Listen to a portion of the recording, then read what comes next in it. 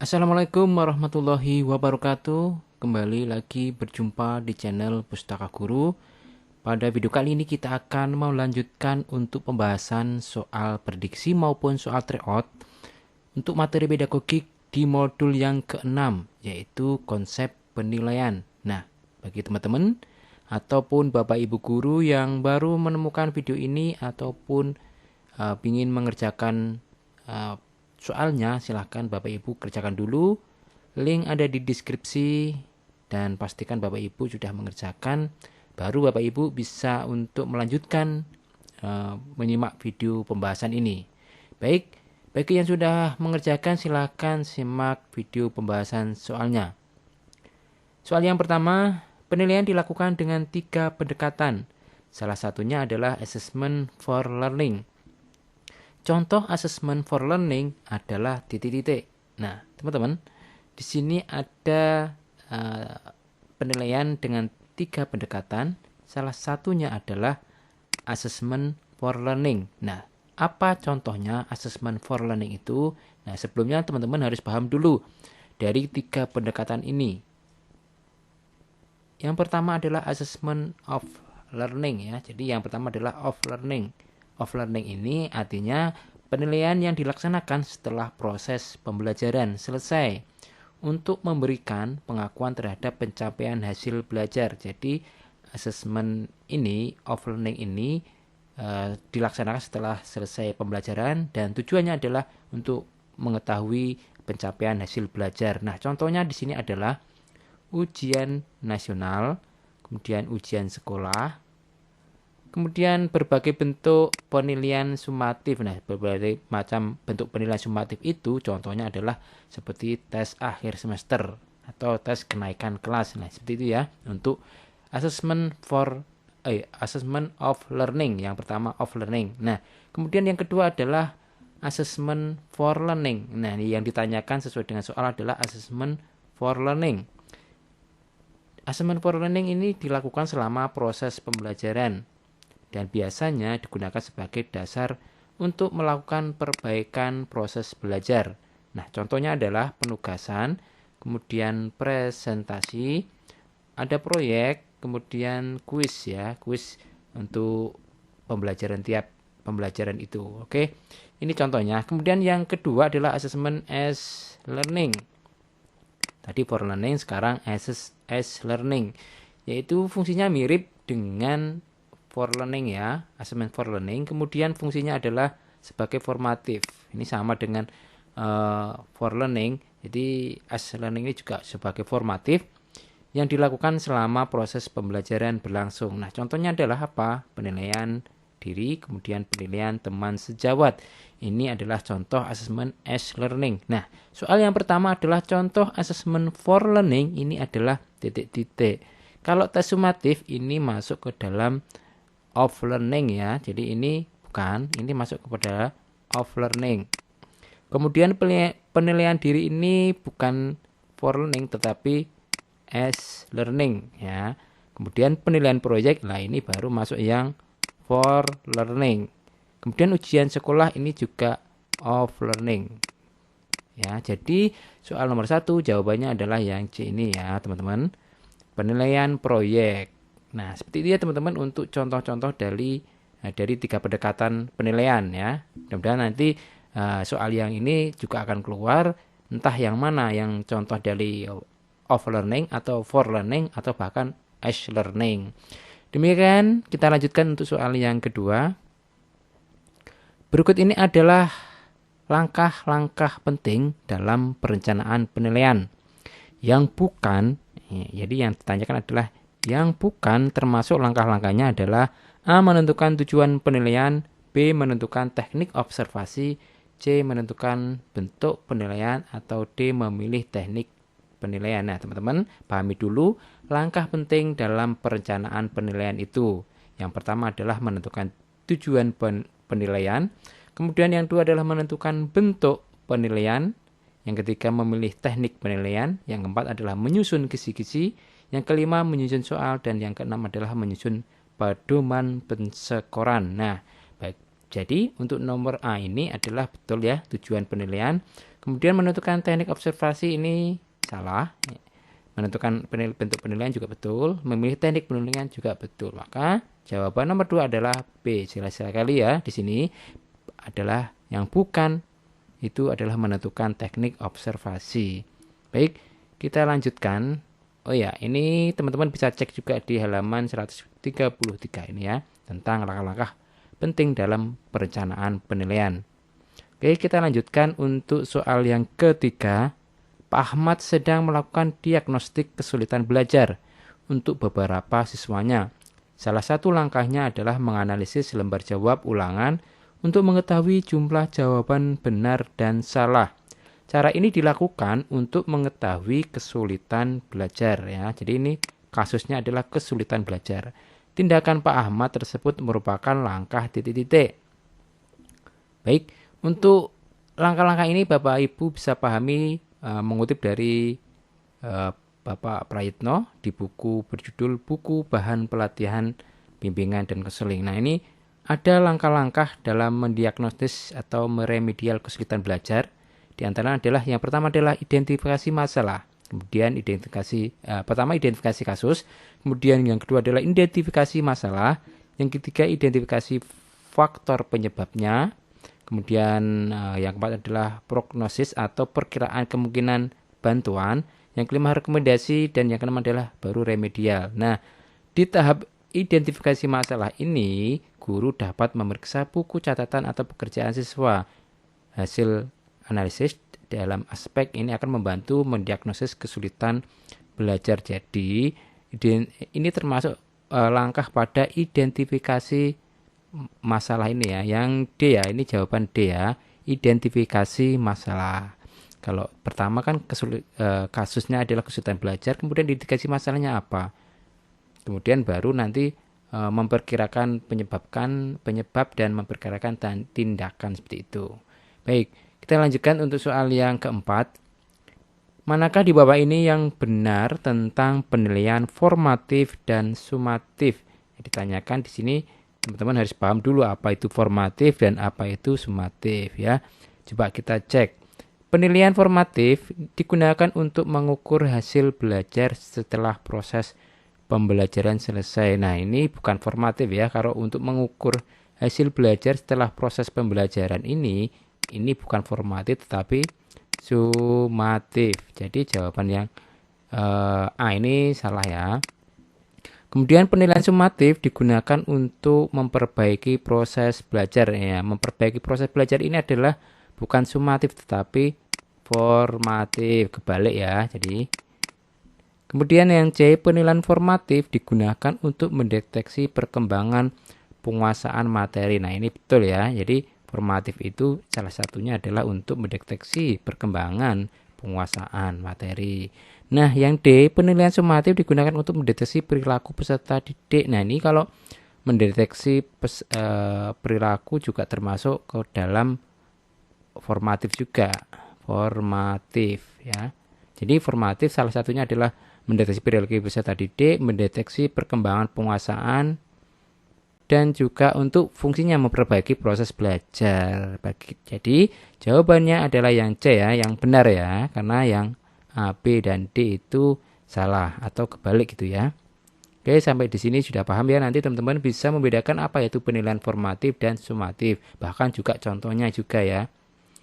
Nah, perbedaan seperti ini kalau dilihat dari tabelnya, formatif itu dilakukan pada saat proses pembelajaran. Kalau sumatif ini di akhir pembelajaran atau akhir kompetensi tertentu.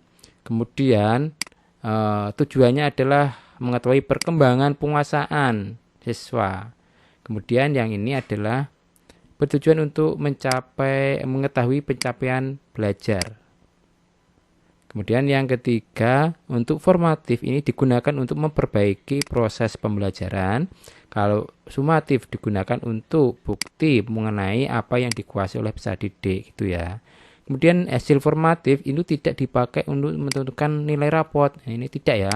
Kalau yang sumatif ini digunakan untuk nilai rapot, kenaikan kelas, bahkan juga kelulusan kalau untuk kelas 6 atau kelas akhir ya. Oke, teman-teman, demikian untuk soal nomor 4 pembahasannya. Kita lanjutkan cek di halaman 120 juga untuk modul konsep penilaian. Baik, kita lanjutkan untuk soal yang berikutnya nomor 5. Bu Desi adalah guru kelas 3 SD. Beliau akan menilai siswa tentang mendeklamasikan puisi. Ternyata instrumen penilaiannya digunakan kriteria menyanyi. Karena dianggap hampir sama gitu ya. Maka yang dilakukan Bu Desi telah melanggar prinsip penilaian melanggar. Jadi tidak sesuai dengan prinsip apa ini. Karena yang dinilai adalah deklamasi puisi, tetapi alat instrumennya adalah dengan kriteria atau instrumennya menyanyi gitu ya. Berarti tidak sesuai dengan instrumennya. Maka ini melanggar prinsip penilaian apa? Apakah terbuka, sahih, menyeluruh, apakah terpadu? Nah, ini jawabannya adalah yang B ya, sahih atau juga valid ya. Valid itu artinya jika ingin menilai menyanyi, membaca puisi, maka gunakanlah instrumen dengan membaca puisi seperti itu. Jika ingin menilai menyanyi, maka baru kita menggunakan kriteria menyanyi. Kalau ingin menulis puisi kemudian kriterianya adalah menyanyi juga tidak sesuai ya. Artinya tidak sesuai dengan alat instrumen untuk penilaian. Maka ini melanggar dari prinsip penilaian sahih atau validitas gitu ya. Oke, kita lanjutkan untuk soal nomor 6. Nanti setelah ini kita akan bahas untuk apa sih prinsip penilaian itu. Nah, soal yang 6. Pak Huda adalah guru olahraga. Ia hendak akan melakukan penilaian salah satu permainan bola voli. Saat penilaian berlangsung, ternyata ada salah satu siswa yang namanya Ardi itu kurang menguasai voli. Tapi karena Ardi adalah anak dari guru di sekolahnya, maka ia diberi nilai 85. Sementara Rudi, siswa yang paling pintar bermain voli, itu malah diberi nilai atau hanya mendapat nilai 80. Artinya ini sesuai, kalau 80 itu sudah bagus. Tetapi karena Ardi ini adalah anak dari guru di sekolahnya dan sebenarnya tidak menguasai voli, dapat nilainya lebih dari anak yang pintar bermain voli. Nah, ini berarti melanggar prinsip apa kalau kasusnya seperti itu? Apakah adil, terpadu, objektif, atau akuntabel? Nah, ini jawabannya adalah yang objektif ya. Nah, teman-teman pasti akan bingung untuk membedakan ini apakah objektif, apakah atau adil. Nah, ini kita cek di pembahasan setelah ini ya. Jadi prinsip-prinsip penilaian itu menurut Permendikbud nomor 23 tahun 2016 ini ada 9 ya. Ya, ada 9. Yang pertama adalah sahih. Sahih itu artinya penilaian didasarkan dengan kemampuan yang diukur. Jadi seperti tadi untuk menilai menyanyi ya dengan alat ukurnya menyanyi itu ya, bukan yang lain. Jadi sesuai dengan alat ukurnya. Maka ini yang disebut dengan sahih. Kemudian objektif. Objektif ini penilaian didasarkan pada prosedur kriteria yang jelas. Tidak dipengaruhi subjektivitas penilaian. Nah, soal yang sebelumnya nomor 6 tadi itu karena Ardi itu anak dari teman kita, istilahnya teman kita atau tetangga kita, maka itu ya disebut dengan subjektivitas penilai ya. Maka tadi jawabannya adalah objektif ya, karena melanggar penilaian objektif. Nah, gitu ya.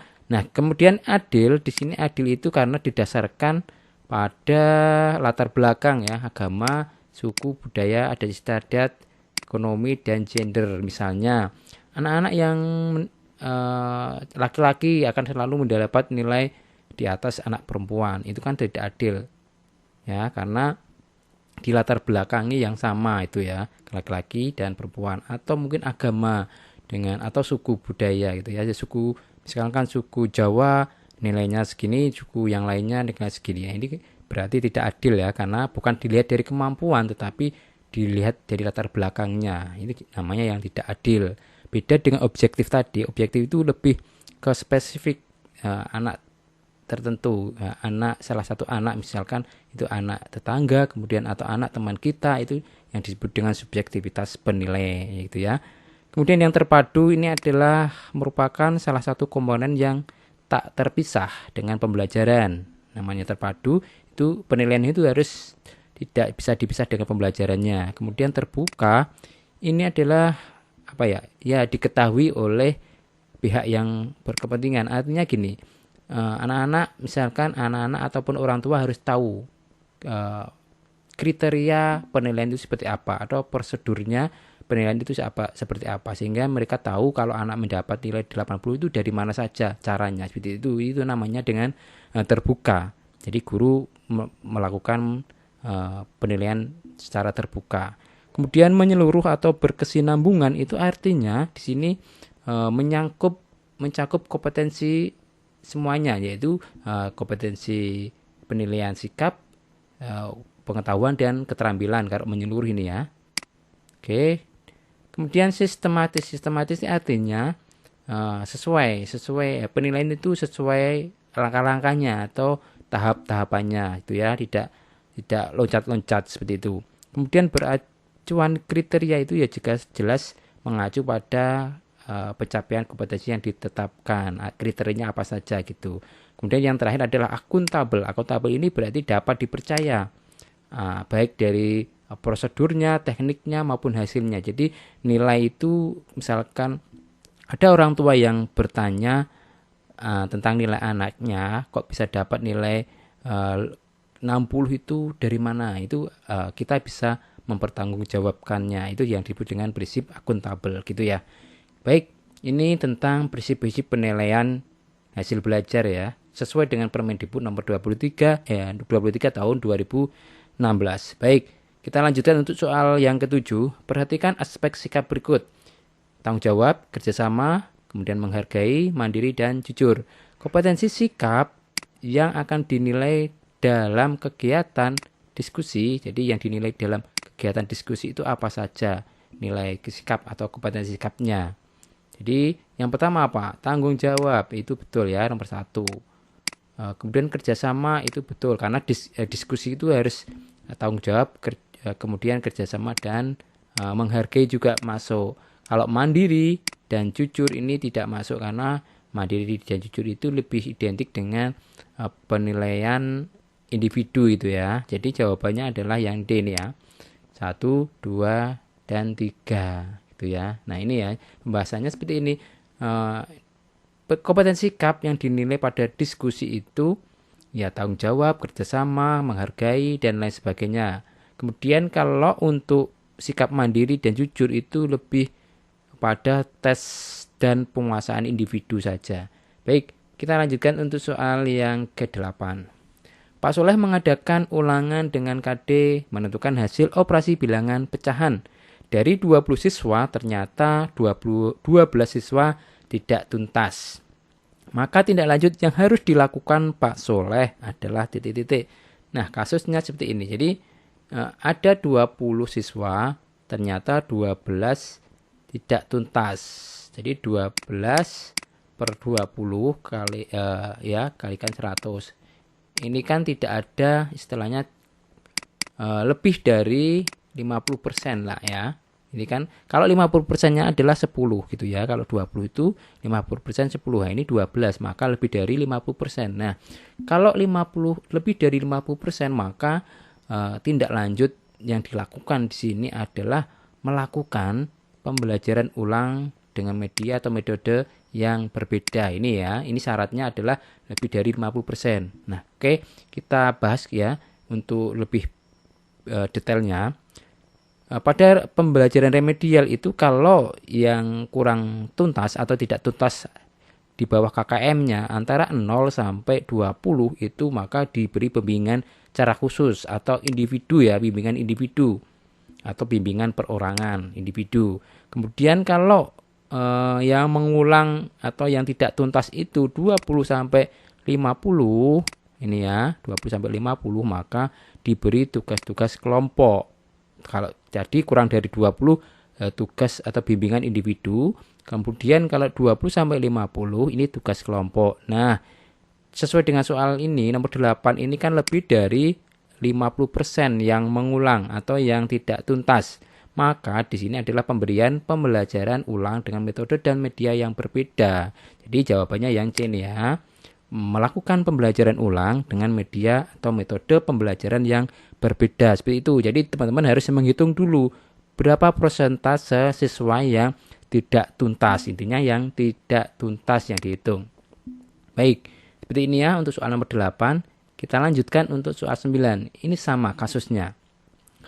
Jadi dari 32 siswa diberi tes dengan 10 soal. Ternyata yang menjawab 10 soal dengan benar itu 15 siswa. Jadi ini yang benar yang sudah di atas KKM berarti ya 15. Kemudian 7 siswa menjawab salah 3 soal. Artinya nilainya 70 gitu ya, 70. Kemudian ini 7 ya. Kemudian 5 siswa menjawab benar 6. Berarti kalau yang 5 ini yang nilainya 6. Sisanya benar 2 soal. Berarti sisanya adalah 32 ini dikurangi 15 kurangi 7 kurangi 5 maka sisanya 5 ya. Ini karena 12. Kemudian ini 10. Ya ini 22, ini 10 jadi 32 totalnya. Betul ya. Nah, jika KKM-nya adalah 70, maka dan skornya 10 setiap soalnya, maka tentukan tindakan remedial seperti apa. Itu yang ditanyakan, tindak lanjutnya itu seperti apa. Jadi sama dengan soal nomor 8, kita hitung dulu siswa yang tidak tuntas gitu ya. Kalau KKM-nya 70, maka yang tidak tuntas itu yang ini ya, yang 10 siswa. Karena 5 hanya benar 6, kemudian 5 lagi benar 2, maka yang tidak tuntas adalah 10. Nah, 10 per seluruhnya adalah 32 kalikan 100%, itu kan ini ibaratnya 30-an ya, 30 persen ya, kira-kira kurang lebih ya, kurang lebihnya itu 30 karena ini kalau ini 30 berarti kan sepertiganya ya, jadi 30% kira-kira. Nah, kalau 30% sekitar 30%, maka tadi berarti ini masuk ke yang 20 sampai 50% itu ya. Kalau 20 sampai 50% itu kan tadi yaitu bimbingan atau pemberian tugas-tugas kelompok. Nah, berarti jawaban yang 9 ini memberikan tugas kelompok untuk mengerjakan LKS. Berarti yang A ya. Memberikan tugas kelompok untuk mengerjakan LKS. Gitu ya teman-teman, untuk istilahnya kita harus menganalisis dulu berapa yang tidak tuntas, baru kita menentukan tidak lanjutnya. Sama seperti tadi pembahasannya. Jadi karena 30 itu di antara 20 sampai 50, maka tadi dengan pemberian tugas kelompok nih ya, jawabannya yang A. Seperti itu untuk menjawab soal kasus-kasus seperti ini tentang kegiatan atau tindak lanjut remedial berdasarkan KKM-nya. Baik, ini soal yang 10, soal yang terakhir. Aspek yang dinilai diantaranya meliputi ini ya, tahap persiapan, pemilihan dan cara penggunaan alat. Kemudian tahap proses atau produksi, proses kerja, prosedur kerja. Kemudian tahap akhir adalah hasil karya. Jadi hasilnya ada hasil, ada produk, hasil, kemudian hasil karyanya ada. Nah, langkah-langkah tersebut adalah penilaian dengan menggunakan teknik titik-titik. Kalau dilihat dari aspeknya ini kan berarti ada alatnya, mempersiapkan alat, kemudian sampai kepada memproduksi. Namanya memproduksi itu pasti menghasilkan hasil karya ya. Kalau produksi itu pasti nantinya ada hasil karya. Nah, kalau hasil karya ini nantinya ini termasuk pada teknik penilaian produk ya. Ini ke produk yang B ya, produk. Kenapa? Karena produksi berarti penilaian produk yang dinilai adalah hasil karyanya nanti. Estetika itu kan seninya juga ada. Jadi kalau produk itu berdasarkan benda teknologi maupun benda seni itu ya yang dihasilkan. Demikian pembahasan video kali ini, dan kita berharap semoga teman-teman semuanya diberikan kemudahan, kelancaran dalam mengikuti tes seleksi P3K nanti. Nah, jika berkenan teman-teman, silahkan subscribe channel ini agar teman-teman nanti tidak ketinggalan video pembahasan lainnya. Sampai jumpa di video selanjutnya. Terima kasih. Wassalamualaikum warahmatullahi wabarakatuh.